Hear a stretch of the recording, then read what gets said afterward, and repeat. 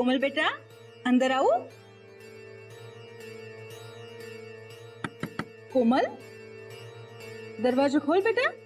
ના મમ્મા, હું દરવાજો નહીં ખોલું। આ શું ગાંડપણ છે કોમલ? દરવાજો ખોલ। તારે જે સમજવું હોય સમજ, પણ હું દરવાજો નહીં ખોલું। કોમલ ખોટી જીદ રહેવા દે બેટા, દરવાજો ખોલ, આપણે વાત કરીએ। ના મમ્મા, મને ખબર છે તું ખાલી કે છે, પણ જેવી હું બહાર આવીશ એવી તું મને પૂછશે જ। છોકરી કોઈ અજુગતું પગલું ના ભરી લે। આરવ, સોનુ, કોમલ દરવાજો ખોલ બેટા। તને નથી ગમતું તો કોઈ સવાલ નહીં કરે, બસ તું દરવાજો ખોલ પહેલા। ના મમ્મા, મને ખબર છે દરવાજો ખોલીશ એટલે તમે લોકો મને સેમ સવાલો પૂછશો, જેના જવાબ મારી પાસે નથી। એટલે પ્લીઝ મને મારા હાલ પર છોડી દો, મારે કોઈ સાથે કઈ જ વાત નથી કરવી। નહીં સવાલ કરીએ કોમલ, દરવાજો ખોલ। સુધી દરવાજો નથી ખોલતી। આ છોકરી શું કરવા બેઠી છે? कोमल प्लीज यार दरवाजा खोल। કોમલ બેન ખોલો ને। ના ભાઈ, હું દરવાજો નહીં ખોલું, કારણ કે મને ખબર છે જેવી હું બહાર આવીશ એવા તમે લોકો મને ઇમોશનલ બ્લેકમેલ કરીને જાણી લેશો કે મેં મેરેજ શું કામ કર્યા, અને પછી બધું જ ખતમ થઈ જશે અને આપણે બધા પ્રોબ્લેમમાં આવી જશું। અમે તને કોઈ કાંઈ નહીં કહીએ અને તને મારા સમશે કોમલ, દરવાજો ખોલ હવે।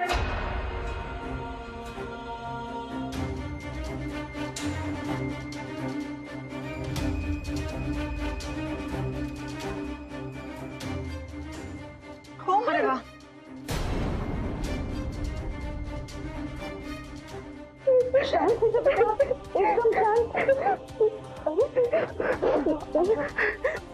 રડવાનું બંધ કર બેટા। આ શું? તને તો તાવ છે? શું મમ્મીજી, મારું શરીર તો ખૂબ ખૂબ ગરમ છે। ભાભી, મને ઠંડી વાય છે। તમે હા સુઈ જા બેટા।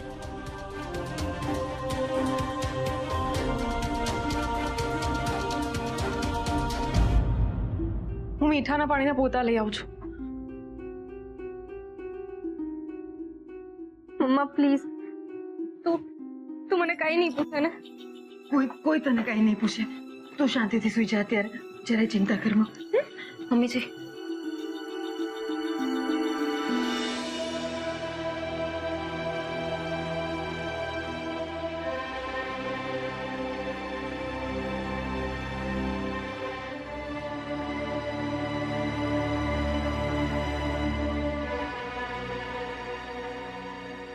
મમ્મી પ્લીઝ મને કઈ નહીં પૂછો,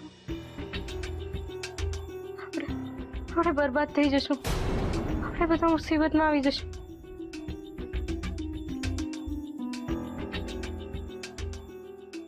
મને કઈ નહીં પૂછો, આપણે મુસીબતમાં આવી જશું, આપણે બધા બરબાદ થઈ જશું। મને કઈ નહીં પૂછો, બરબાદ।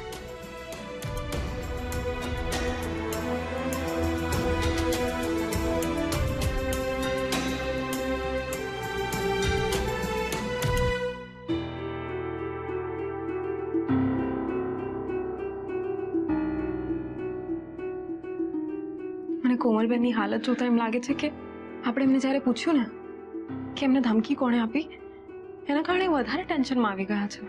એનો મતલબ એ છે કે એવી કોઈ વ્યક્તિ તો છે જ જેને કોમલે જોયેલી છે, અને એટલા માટે ડરેલી છે કે જો એ આપણને એની ઓળખ આપશે ને તો આપણે બરબાદ થઈ જઈશું। ખરેખર મારી કોમલની હાલત જોઈને લાગે છે કે અંદરથી સખત ડરી ગઈ છે। બીજી ડરેલા નહીં, ડર કરતા વધારે એમના મગજ ઉપર તાવ અને ટેન્શન ચડી ગયું છે। મને પણ સમજાય છે સોનુ, આપણે હવે કોમલને એક પણ સવાલ નહીં પૂછીએ, પણ શું માં? કોમલની આ જે હાલત કરી છે ને, એ વ્યક્તિને તો આવતા 2 દિવસમાં હું શોધીને જ રહીશ। મારું વચન છે મારી દીકરીને કે હું એને આવતા 48 કલાકમાં આ બધી સમસ્યાઓમાંથી મુક્ત કરીશ.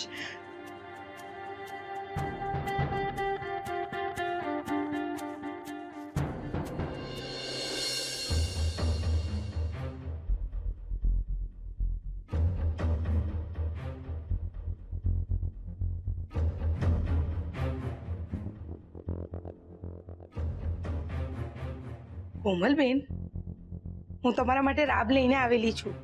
ઊભા થઈ જાઓ. મમ્મા મને કઈ નહીં પૂછે ને. મેં એને પણ કઈ નહીં પૂછતી. કોમલબેન બસ, તમે શાંત થઈ જાઓ. કોઈ તમને કઈ નહીં પૂછે. પપ્પા મને કઈ નહીં પૂછે ને.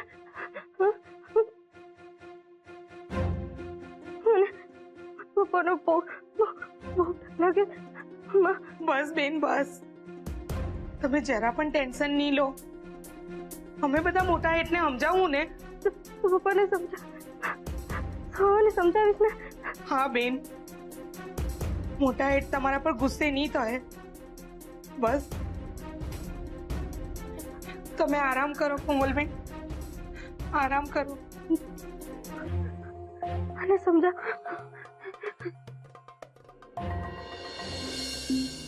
કોમલે કંઈ ખાધું? આરવ, કોમલે કાલનું કંઈ જ નથી ખાધું. સવિતા રાબ લઈને ગઈ તો છે, કંઈ ખાઈ લે તો સારું.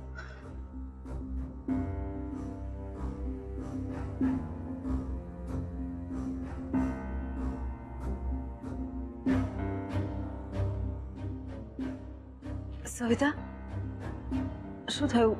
તું રડે છે કેમ? કોમલની તબિયત તો સારી છે ને? કંઈક બોલ તો ખરી, થયું શું? મોટી બેન, મારાથી કોમલબેનની આવી હાલત નહીં જોવાય. તમે એમનો ચહેરો જોયો? કેવો પીકો પડી ગયેલો છે. મોટી બેન, કંઈ કરો, તમે કંઈ કરો.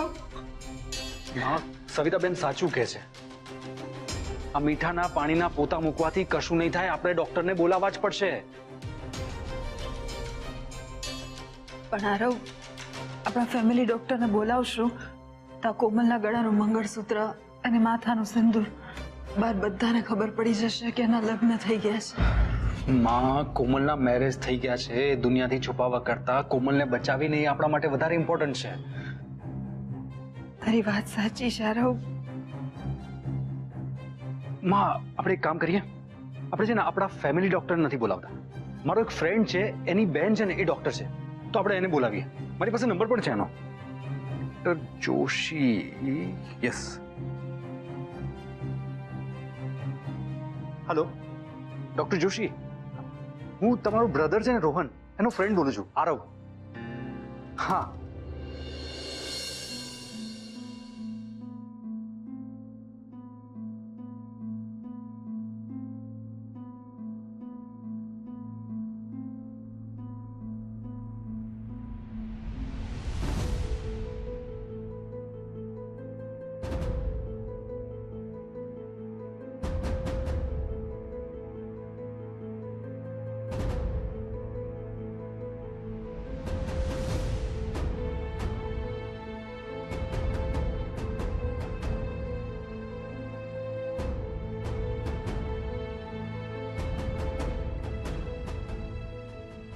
તારા ડાર્ક સર્કલ્સ કેટલા વધી ગયા છે? રાત્રે બરાબર સૂતી નથી? ના, મને રાત્રે ઊંઘ નથી આવતી. ડોન્ટ વરી, તને ઇન્જેક્શન આપી દઉં છું એટલે તને બરાબર ઊંઘ આવી જશે.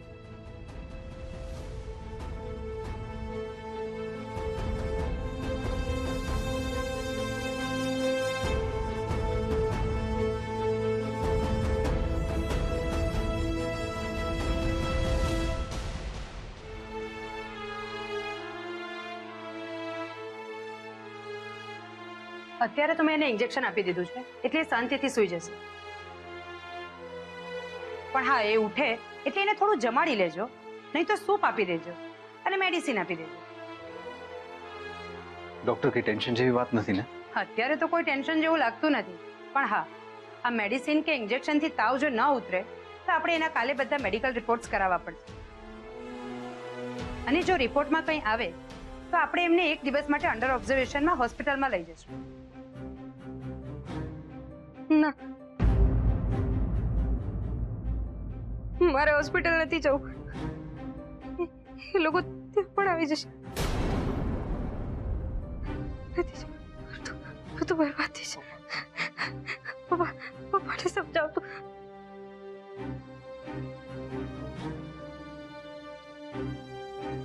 આ કોમલ શું બોલી રહી છે? એ તો એને બહુ તાવ આવે છે ને એટલે બડબડાટ કરી રહી છે. હું તમને મૂકી જાઉં પ્લીઝ પ્લીઝ. કોમલ, કોઈ નથી આવતું બેટા. આપણે ક્યાંય નથી જવાનું. નહીં જઈએ આપણે હોસ્પિટલ. તું આરામ કર.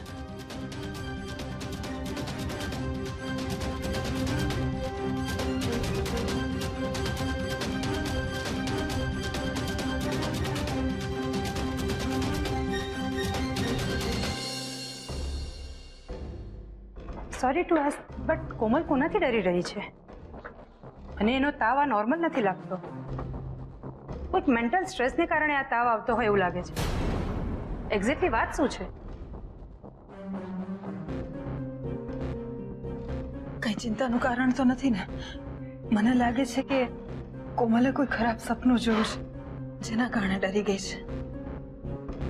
એ જે પણ હોય, પણ જ્યાં સુધી એના મગજમાંથી આ સપનામાં જોયેલી ઘટના કે પછી કોઈ પણ તાણ દૂર નહીં થાય ત્યાં સુધી એને આ તાવ નહીં ઉતરે. એટલે ધ્યાન રાખજો કે જે પણ કંઈ હોય જલ્દીથી મેટર સોલ્વ કરી દેજો. જી જરૂર. કારણ કે શું છે, આ તાવ જો મેન્ટલ સ્ટ્રેસને લીધે હશે તો એને દવા અસર નહીં કરશે. એટલે તાવ માપતા રહેજો અને મને અપડેટ કરતા રહેજો. Okay, thank you doctor.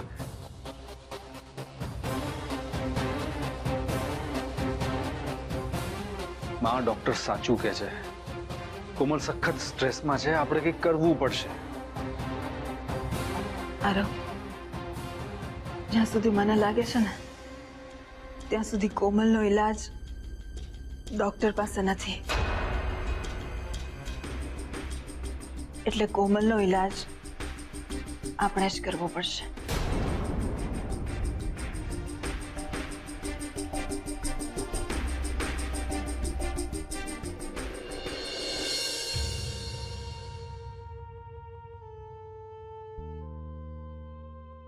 બેટા, તાવને કારણે તારી આંખો તો નથી વળતી ને?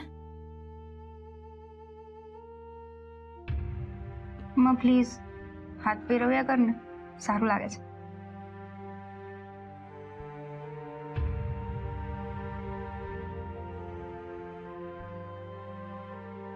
એક વાત કહું?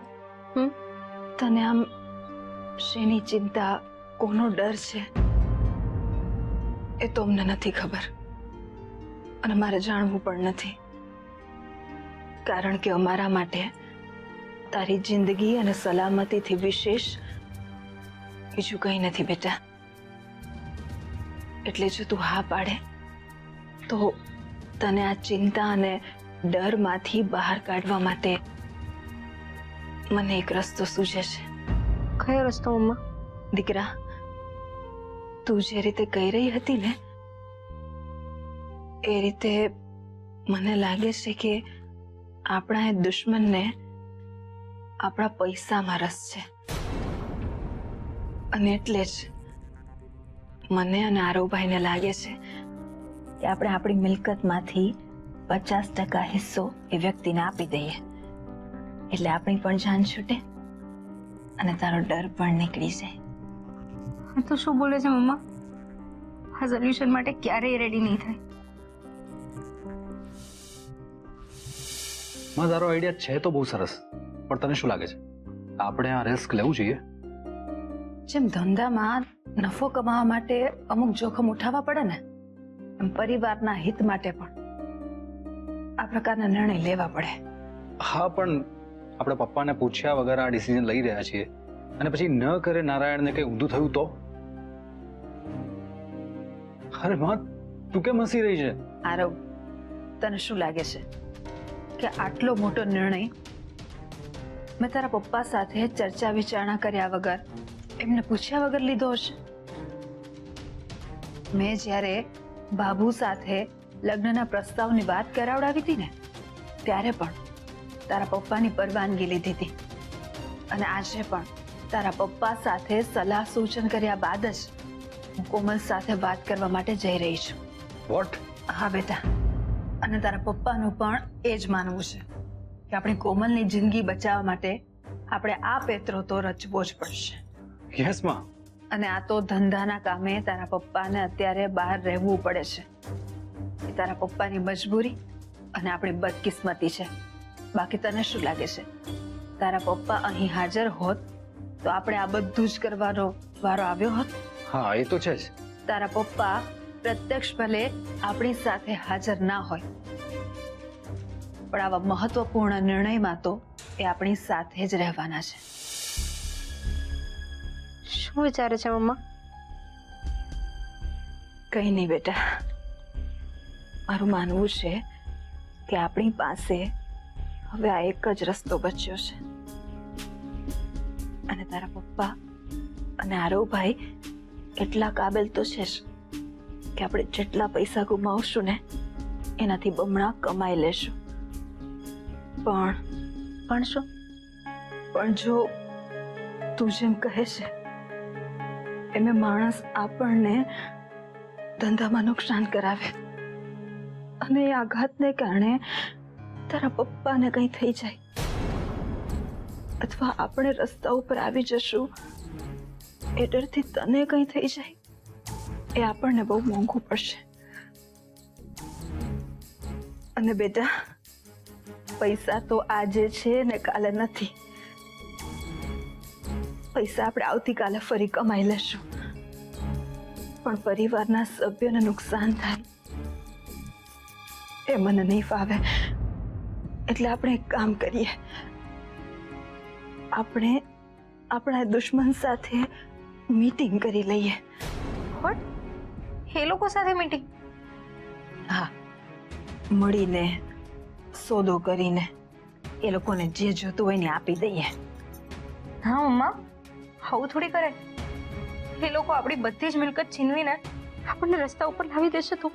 પૈસા વગર કોઈ રસ્તા પર નથી આવી જતું, અને કરોડો રૂપિયા હોવા છતાં પણ ક્યારેક લોકો બંગલા પણ નથી ખરીદી શકતા.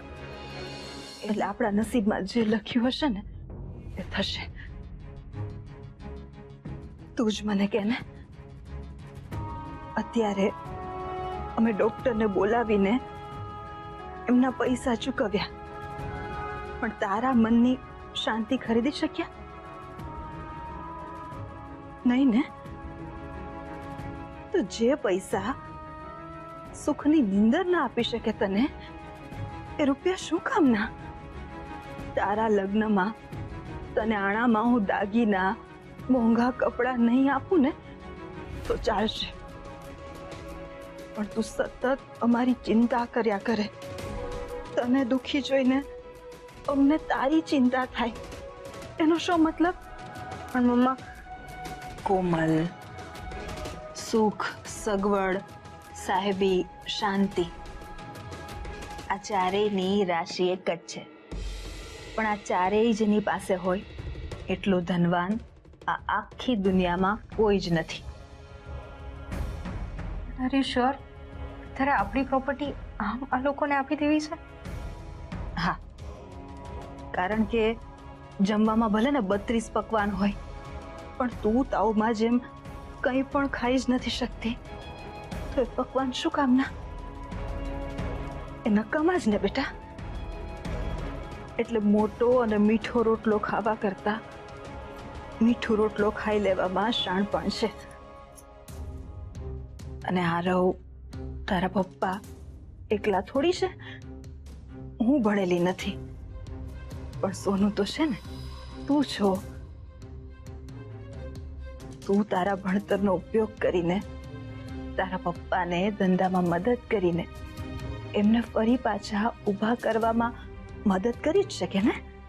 યસ મમ્મા, હું મારા નોલેજ અને એજ્યુકેશનની મદદથી પૂરી હેલ્પ કરીને એમનું એમ્પાયર ઊભું કરીશ. તો પછી મિહિરનું શું? સાચું બોલ, તું આ લગ્નથી અને મિહિરથી ખુશ છે?